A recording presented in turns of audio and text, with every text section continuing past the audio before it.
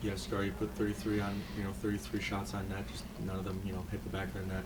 Defense plays well, gives up the last minute or overtime. What do you think went wrong out there offensively, and what do you think went well in defense? Um, I wouldn't say anything went wrong on offense. It's just kind of one of those games where you put pucks on net and somehow he finds them. One bounce or another, it goes in. He got lucky and he played really well. Same with Stove, obviously. Two really good goalies, and we just gotta kind of learn about him and get it past him tomorrow. Yeah, obviously, like a tight game throughout all 0-0 going into overtime. How does your team stay focused? Through that all, to kind of not having mental lapse to try to force that to overtime. Just sticking to our structure. We've worked so hard to nail that down, and we saw it in the second period. We were hounding on pucks, tracking really well, and got a lot of chances, and just sticking with our game, and we know it works. We've seen it, and next time, tomorrow, the puck will go in the net. Just not our night. Did you feel like you had to make a bunch of adjustments going in particular from period 1 to period 2? Because it seemed like you guys kind of had the pace of play, your direction in period 2.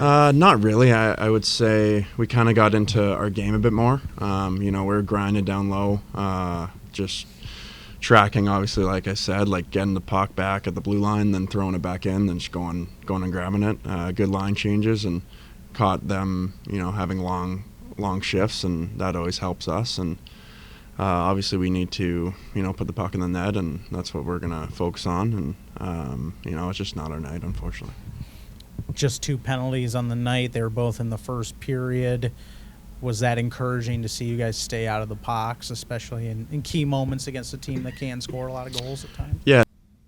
Yeah, coach. Obviously, you guys pepper Seibel, but you run into a hot goalie and don't get those bounces. How do you guys keep positive going into next week? Well, we played good. We played good hockey. There's not about keeping positive. I said it's the way. It's the way it goes. You lose some games.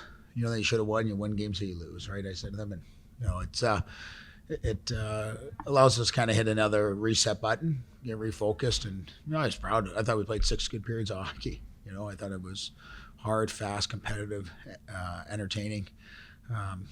There's nothing on our end where we're upset with anything. I thought structurally we were sound. I thought for a lot of that game we dominated, just fell short on the scoreboard, and that's the ultimate result that everybody looks at. But we can take a lot of positives. It's pretty rewarding to see fresh legs, good energy, great effort for 2 straight games, even though tonight's result didn't go your way. But to string that together, that's huge going into this week against the development team, right? Well, I think we've strung it together for 18 games probably. Right now it's 16. Like, I don't think it's just this weekend. If you really dive into what our group has been able to accomplish, it's pretty impressive. Our leadership group, the buy-in, the compete all the way through.